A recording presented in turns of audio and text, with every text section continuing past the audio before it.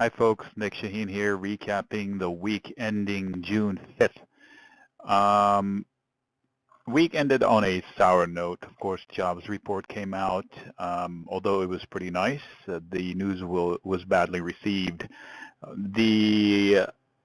Some considered the fact that the markets rejected the Friday move upwards and opened down, seriously down.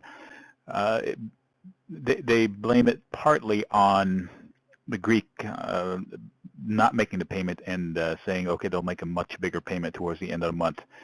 I place the blame solely on the fact that rates rocketed. Why did they rocket? Because the jobs report came out much stronger than anticipated, and therefore pretty much solidifying the fact that Janet Yellen will raise rates this year, as we thought and we've been saying, and not next year.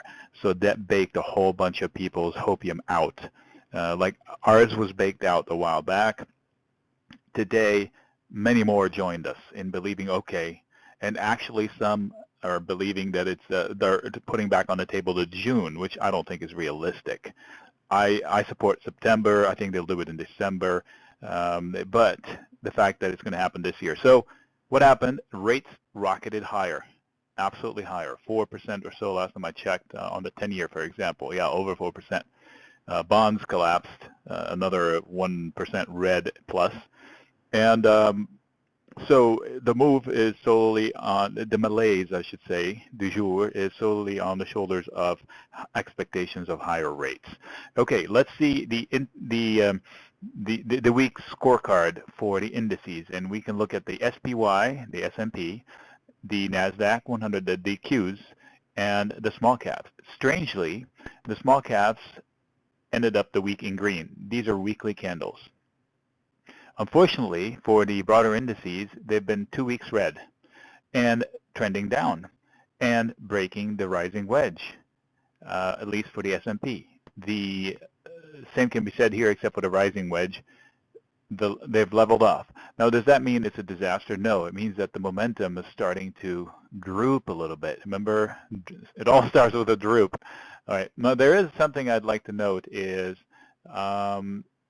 back in March, there had been a point in time where the IWM turned around before everybody else. So let's look at it here. This 311 right there, this candle was red, all right, after much drop.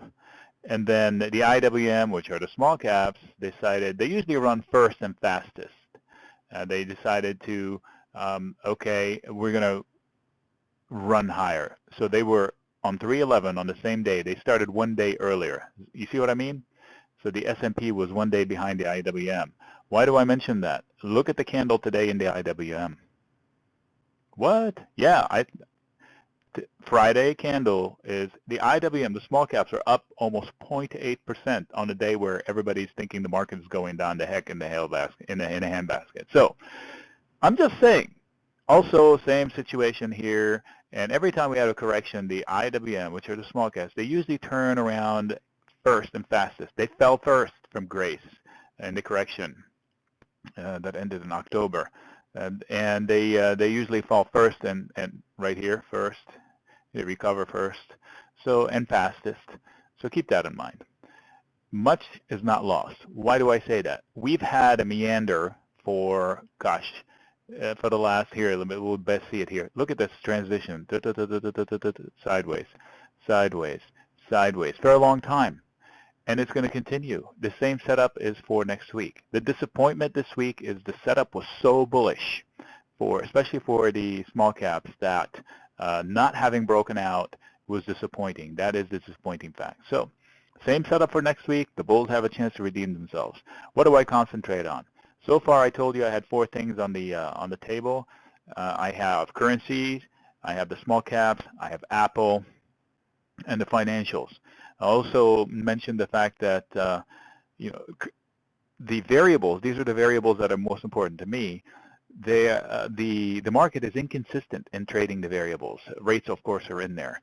And one day they run with rates, the other day they run against rates. Speaking of rates, let's look at the 10-year, for example.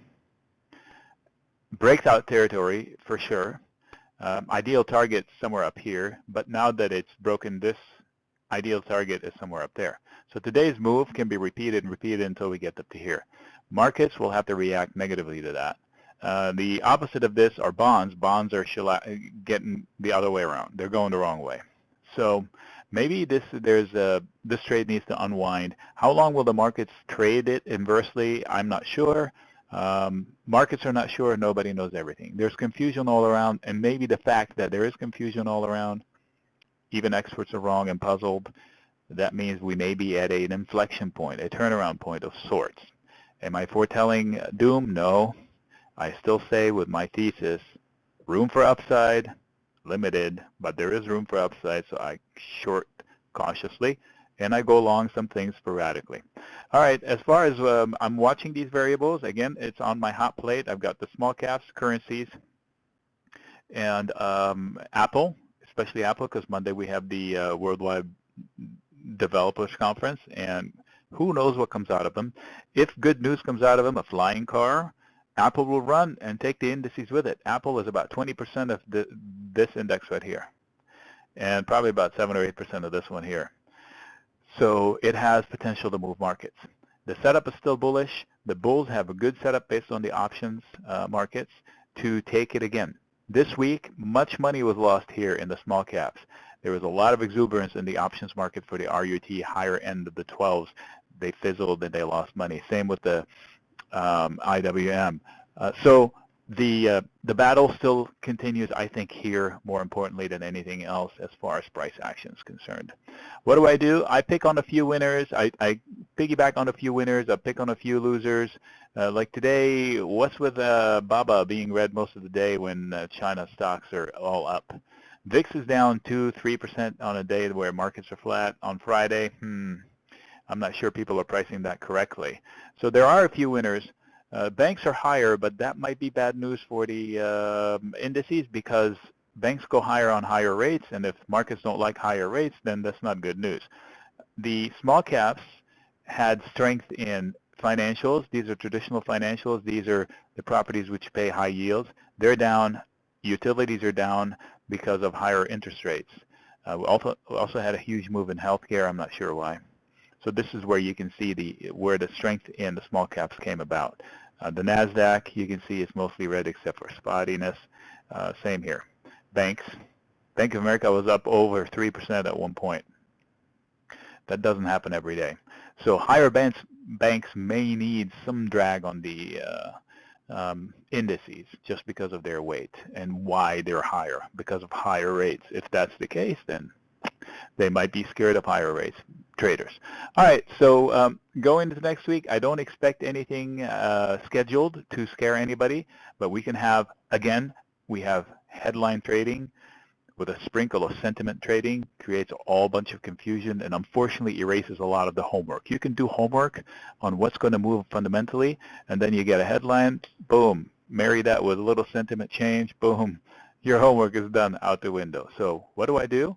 I leave room for error. Leave room for error. There are opportunities out there. I point out Starbucks, well-managed company, well-perceived. It has a breakout that has fizzled quite a few times at these levels up here, but if it can break out above, say, 52.5 and close higher, all it needs is a push from the market. If the markets all rally and it breaks this, it could shoot for 54. There's an opportunity. How do I profit with that? Debit call spread could be it. Maybe credit put spread to finance a debit call spread, or just buy the stock. I don't like to do that. I'd rather do it with other people's money. That's one of them. We have Micron that I've been watching, and so disappointing. The breakout fizzled again and again and again and again. So, but now it's knocking on floorboard. How many times is that floorboard going to hold? Okay, what's at stake? Let me zoom out to 1 year. What if the floorboard breaks? Then this area comes into play. So if I'm long Micron, I want to protect myself. If I'm not long Micron, I want to protect some longs. Maybe I'll do a debit put spread here just in case it does break this downwards. Move is coming. Yeah, range is tightening. Move is coming. Technically, I don't like it the way it's looking, and the open interest kind of shows me that there, move downwards is easier than upwards. So there is a move coming. Direction is unknown. It's almost a coin flip. This is where I employ a lottery ticket, where I buy cheap debit put spread or cheap debit call spread, whichever way I think it's going to go, and wait. All right, Nick signing out. If you have any questions, please don't hesitate to ask. Maybe we'll do one more. Sorry about that. I meant to look at Corning. I don't like what I'm seeing in Corning technically. Fundamentally, I don't know a lot about it. This is some sort of a mountain climbing triangle of death, multiple shoulders and heads and anything. When I see, you know, an effort to run failed, an effort to run failed, an effort to run failed, and the middle effort is the biggest one, the spirit is negative. So maybe the bulls are tired, and if they are, then they're going to let go. This would be the first stop. This would be the second stop. I'm not calling for it, but this is a potential drop. So I know I have a few friends that are long Corning. I would book profits if I'm profitable. I would protect it with put spreads or something. I would definitely not leave it up to, I hope it bounces here, okay? Especially that markets are iffy at this point. One headline that goes wrong way on the markets and could just ignite the sell-off here. I would just protect myself. All right, this time for serious. Nick signing out.